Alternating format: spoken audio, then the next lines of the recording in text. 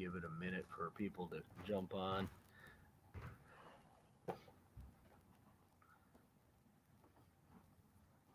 All right. We don't have anybody watching yet, so I might as well wait. Yeah. And see if anybody jumps in here. He's got us on. We're on Miami's page and the Virginia Tech one because the Notre Dame guys are on the main page. So. White choke. Hmm? White choke. Bad. You're up 8 with 4 minutes left. You gotta close that out. Yeah. Yeah. That's tough. Yeah, that's. I mean, when you're at the 2 and you kick a field goal, it's like, all right, well. Yeah. It's you get what you deserve. Nothing. You can't really. All right. Well, we do this thing. Yeah. Paul Van Wagner, Mike McDaniel. It's the Hokie Postgame show here on the Voice of College Football. Shout out to Mark for putting us on. We're on the Miami channel today and the Virginia Tech one. So for those of you that bye week. Yeah.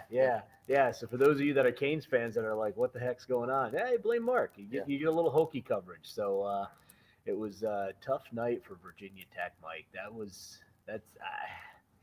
I don't know. You know, I go back and forth. What's worse? A loss like tonight where you're leading with 4 minutes left in the game and all you got to do is put it away. Yep. Or go back 3 seasons ago when you just get absolutely run out of your own stadium by Duke. And I don't know. I don't really know what the answer is, but either way, this one stinks. Context matters, right? Yeah. And there's no question that Justin Fuente coming into the year was on the hot seat.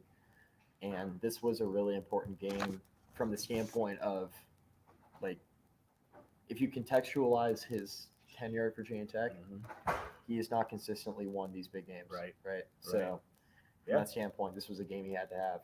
And, I mean, coming into this, I wouldn't have said this was a must-win for Virginia Tech because it's a non-conference game ultimately. Right.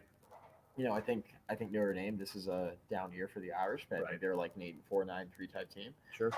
But I mean, if you just kind of take a step back and look at like the 10,000-foot view, you know, this is a rebuilding year for Notre Dame.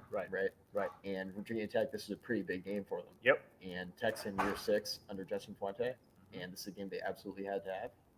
And for Notre Dame, it's like, you know, if we lose, we lose. But this is a rebuilding year anyway. Yeah.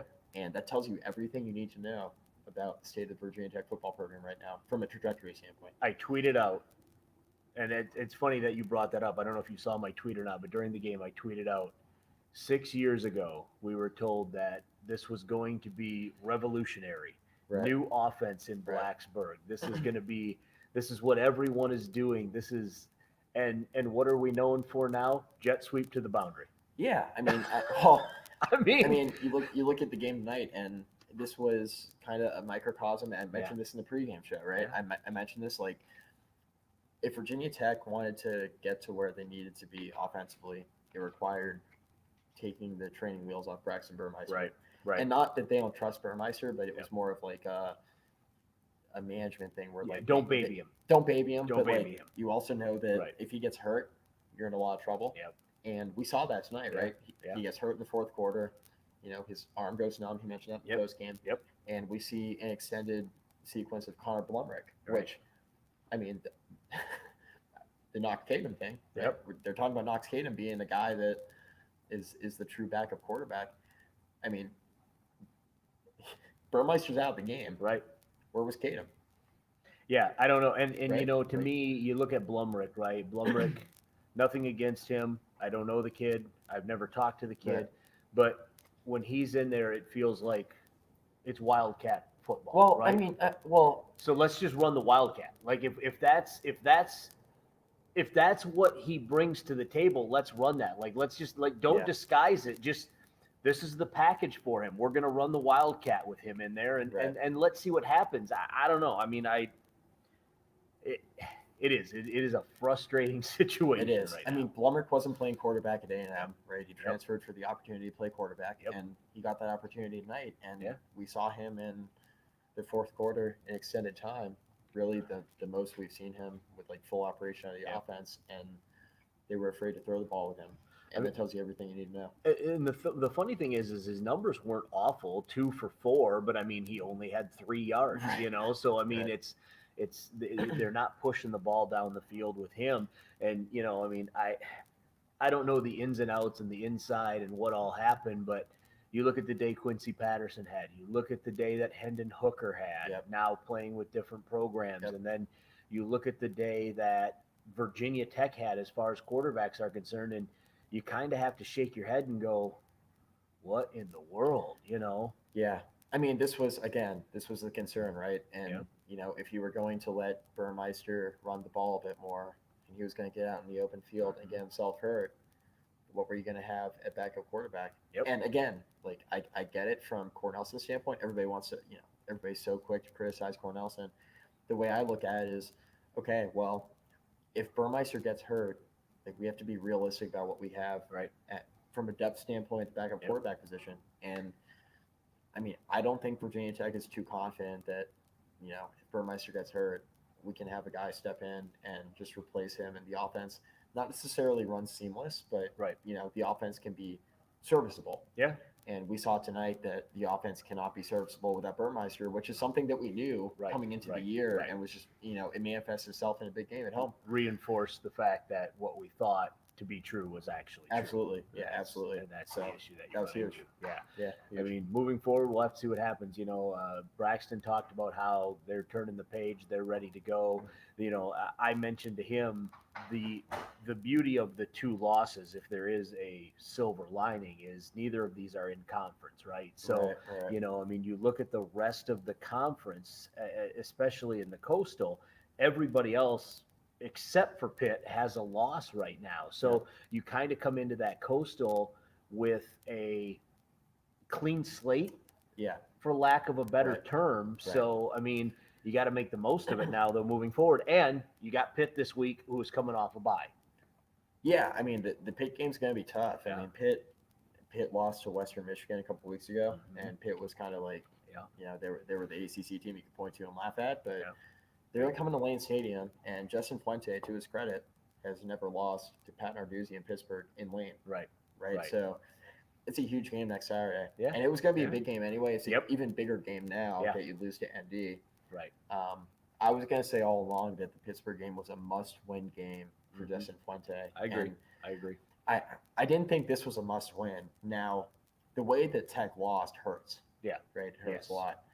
But this was never a must-win.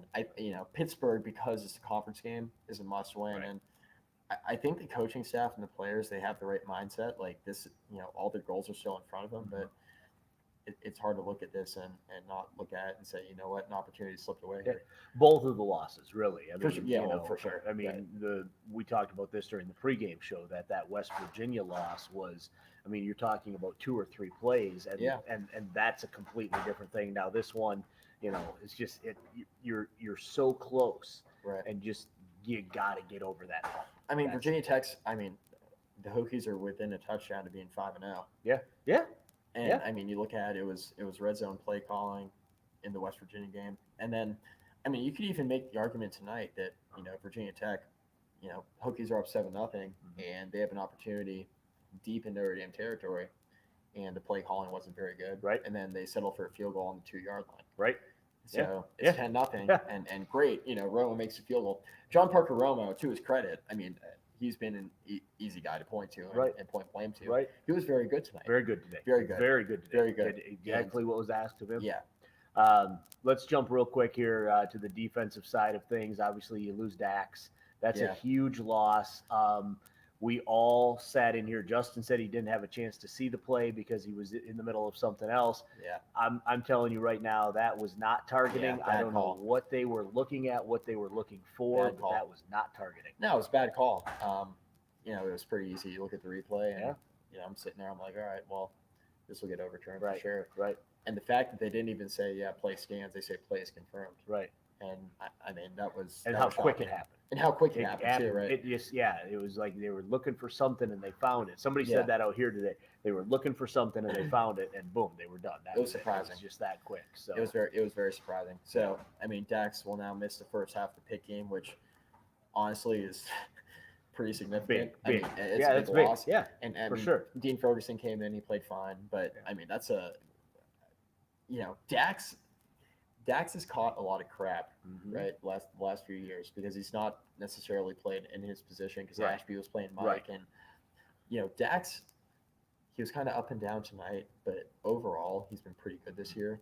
That's gonna be a pretty big loss Yeah. going in to pick him. Well, and Dax is the motor guy, right? Like even when Dax vocal is leader. having, right, Vocal leader right, of the defense, too. yeah. Yeah. And so even when Dax is having a down game, or let's call it an average game, right, where Dax isn't a standout player, Yep. he is still the guy that the whole defense kind of circles the wagon around because he's Yeah. the guy, like you say, vocal leader. Yeah. He's the motor guy. He's the one that's going to keep you up. When Taiwan said that when he was mentioned standing it right in the here, postgame. yeah. Yeah, He said he's you the lose a dude. leader. Yeah, he's the dude that leads Yep. us. So that is going to be a huge loss. Someone else is going to have to step up Yep. and be that guy at least for a half on Saturday next week when they have Pitt here in town. So we'll have a full pregame show for you.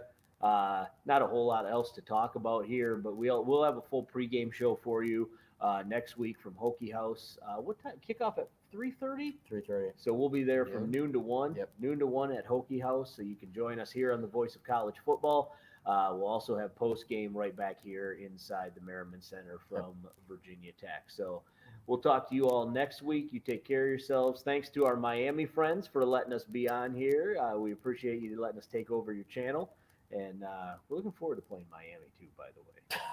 Yeah, I mean, that seems like a win with Well, the Tech schedule, right? It seems like a win, but It's a winnable game. Yeah, It's a winnable game. Miami. Yeah. Here's the problem with Miami, right? And real quick, I'll wax a little poetic here. You look at Miami, the last couple of games down at Hard Rock Stadium, man, there were more people in this media center right now, and there's 4 of us, than there were in Hard Rock, right? But Virginia Tech shows up, and for whatever reason, they don't care. It doesn't matter if Pitbull's playing next door, a free concert. Like they show up for the Virginia Tech game. So the Miami people are going to bring the juice for that game. So we're definitely looking forward to that. They got to. I mean, Manny Diaz might not even be the coach now. We'll see. Possible. I'm Paul Van Wagner. He's Mike McDaniel. Thanks, guys. We'll talk to you.